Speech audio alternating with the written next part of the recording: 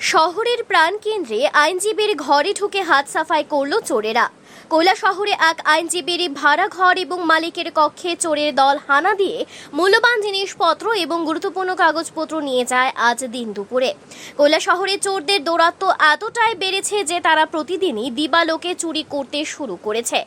ঘটনাটি ঘটেছে পুর পরিষদ এলাকার অন্তর্গত গোবিন্দপুর 11 নম্বর ওয়ার্ডের কল্যাণী আচার্যের বাড়িতে। চোরেরা মালিকের কক্ষ এবং আইনজীবী প্রাণতোষ দাসের ভাড়া ঘর কক্ষে ঢুকে মূল্যবান জিনিসপত্র সহ নগদ অর্থ নিয়ে গেছে বলে জানা যায়। স্বামী প্রবীর আচার্যের মৃত্যুর পর কল্যাণী আচার্য তার ছেলেকে নিয়ে বেঙ্গালুরুতে থাকেন।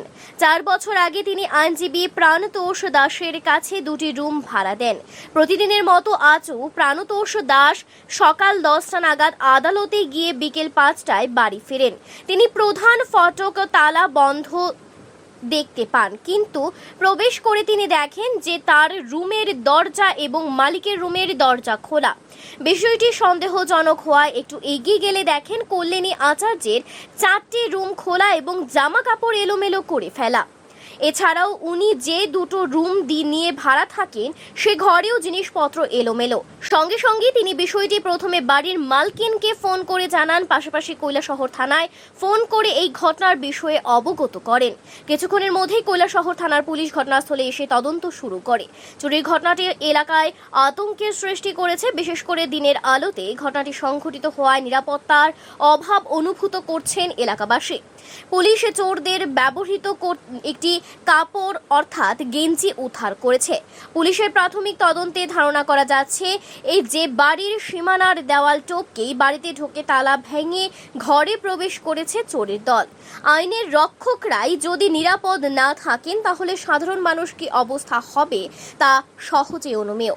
বারবার শহরের প্রাণকেন্দ্রের বিভিন্ন জায়গাতে চুরির ঘটনায় পুলিশের ভূমিকা নিয়েও ক্ষোভ প্রকাশ করছেন স্থানীয়রা। উক্ত চুরি কাণ্ডের ঘটনা নিয়ে আজ রাতেই কৈলাসহর থানায় একটি লিখিত অভিযোগ দায়ের করবেন বলে জানিয়েছেন আইনজীবী প্রাণতোষ দাস। কৈলাসহর থেকে নিজস্ব প্রতিনিধির রিপোর্ট, ত্রিপুরা নিউজ বাংলা। এই রুমে ভাড়া থাকি, ওই রুমের তালা ভাঙা। তো তালা ভাঙা ঢোকার পরে ঘরের ভিতরে যখন ঢুকার পরে দেখি যে সব কিছু মানে একদম এলোমেলো, কোনো কিছু ঠিক নাই।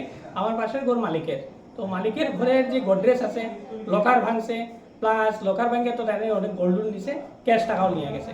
তো আমার রুমের মধ্যে আমার কিছু কাপড় দরিয়া এমন কিছু বইপত্র প্লাস আমার কিছু ডকুমেন্টও, এগুলো সব কিছু নিয়ে গেছে।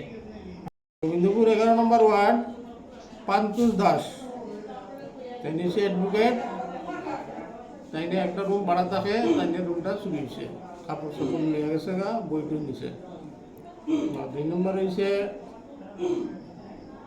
এখানে ওই বাড়ির খুদ মালিক শ্রীমতী কল্যাণী আচার্য, তাইনের আরও 4টা রুম, এটি গোডরেজ, তারপরে আপনার সুকেস যেটি ভাঙছে এবং অল্প স্বর্ণ নিছে এবং ক্যাশ পেয়ে গেছে প্রায় 20,000 টাকা। কোন সময় চুরি হয়েছিল? তো তারা 10টার তো কিয়া 5টার সময় দেখছে এরকম বাজার, সঠিক তো কম দিতেছে। মানে দিনের বেলাতে চুরি হয়েছে বলে মনে হতেছে। তো এটা তো দিনের বেলা হয়েছে। এর আগে কি তারা মানে প্রত্যেক দিনই কি তারা এরকম বাড়ি খালি থাকতো, এরকম কোনো খবর পাইছেন? হ্যাঁ, তারা সবসময় এরকম তালা বেরিয়ে দেয়।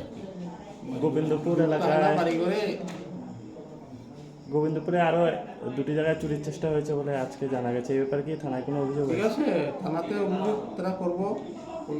আইসক্রিম ফ্যাক্টরির পাশে এক জায়গায় চুরির চেষ্টা হয়েছিল আজ বিকালবেলা।